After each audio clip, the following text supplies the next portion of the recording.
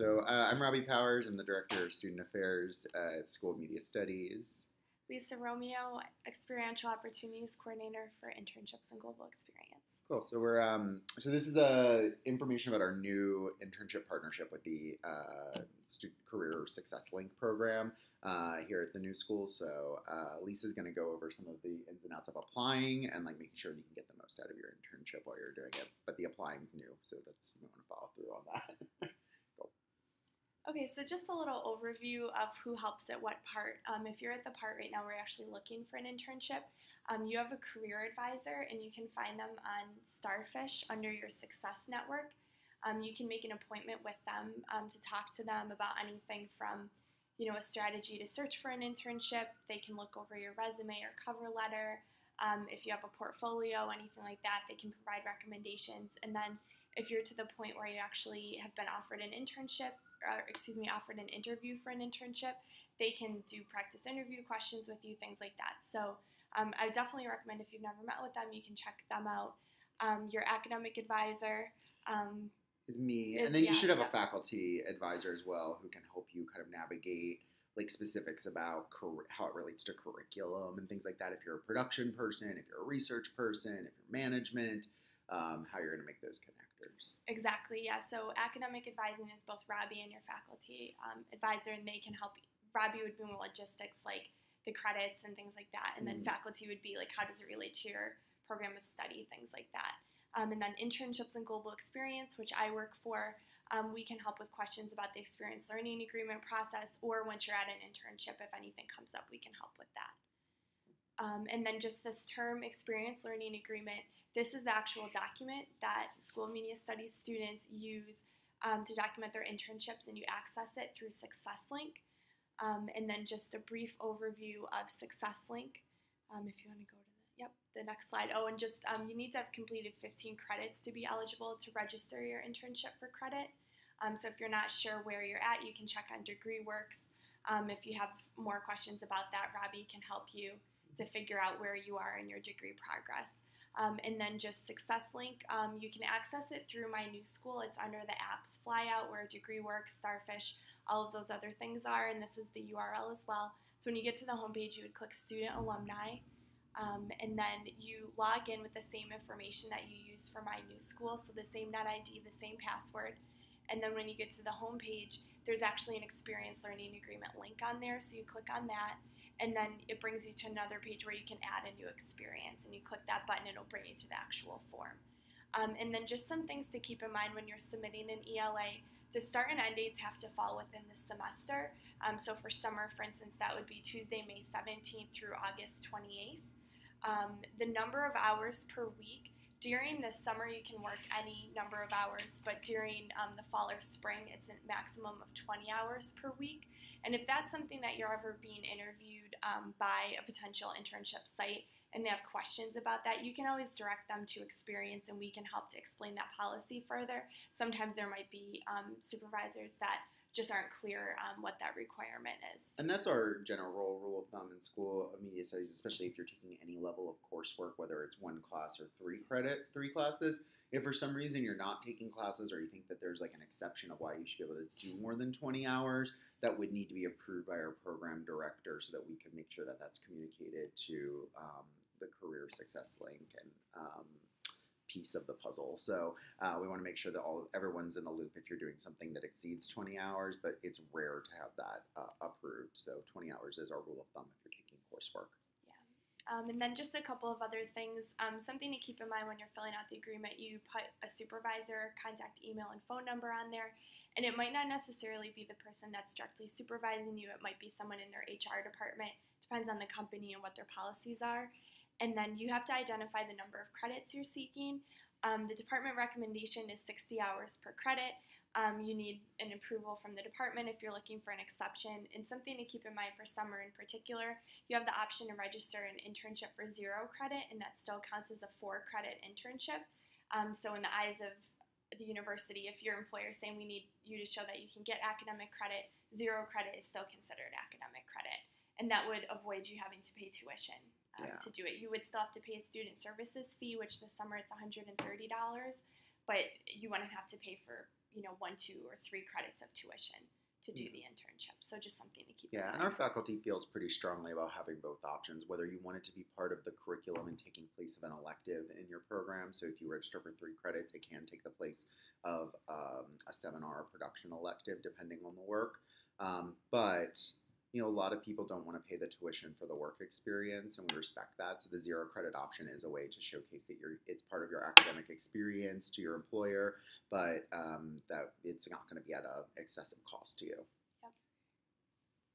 So production versus research.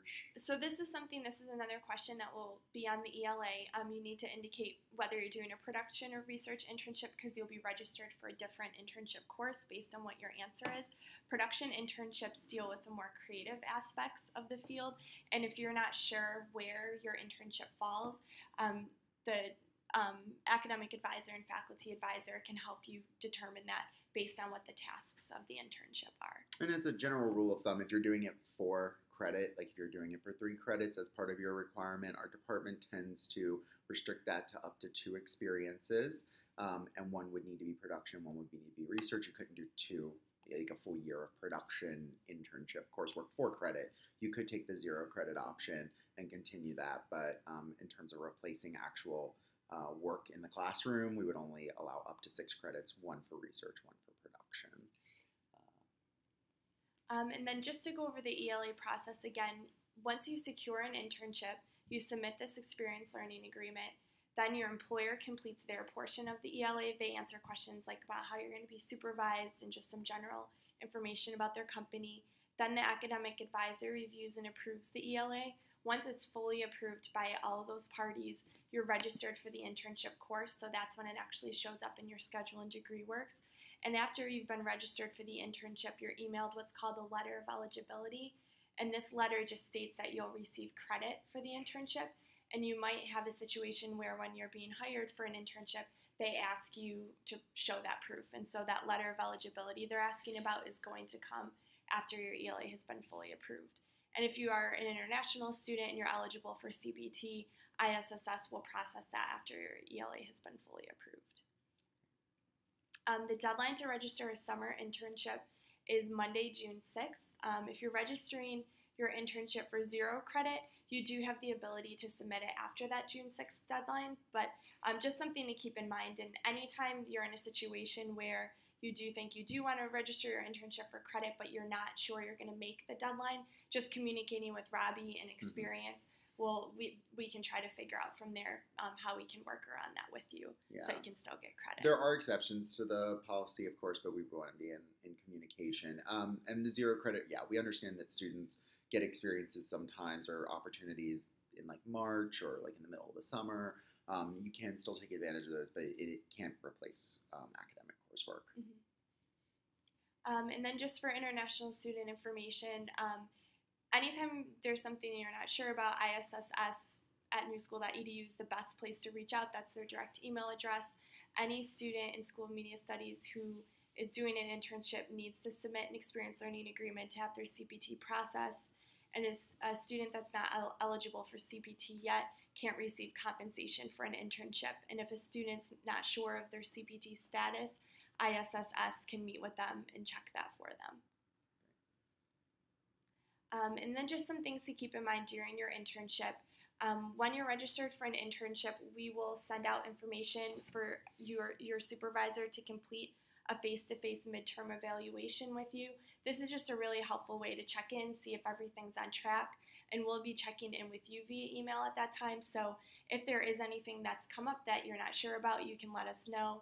And just anytime something is going on during the internship, it doesn't have to be at the midterm point or the end point. Please keep in touch with experience because we want to be able to work through with you whatever's going on.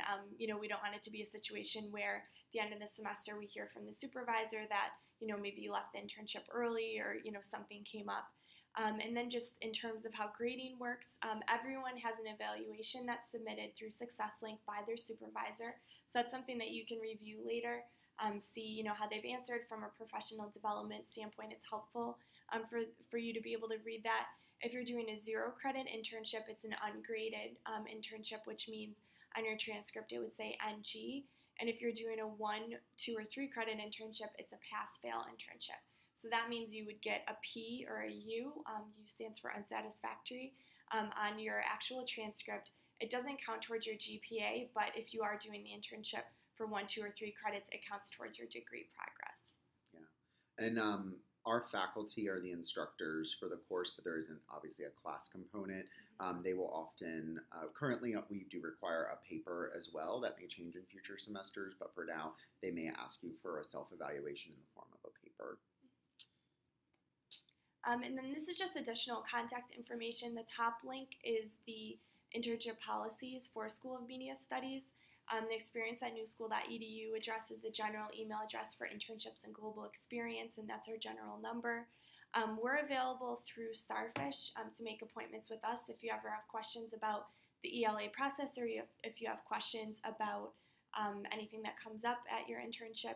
And then the Twitter and Instagram for internships and global experiences at New School Intern, but then School of Media Studies also has a lot of great social media presence that I think a lot of internships are posted on there. So if you're looking for an internship, that's a great place to check out.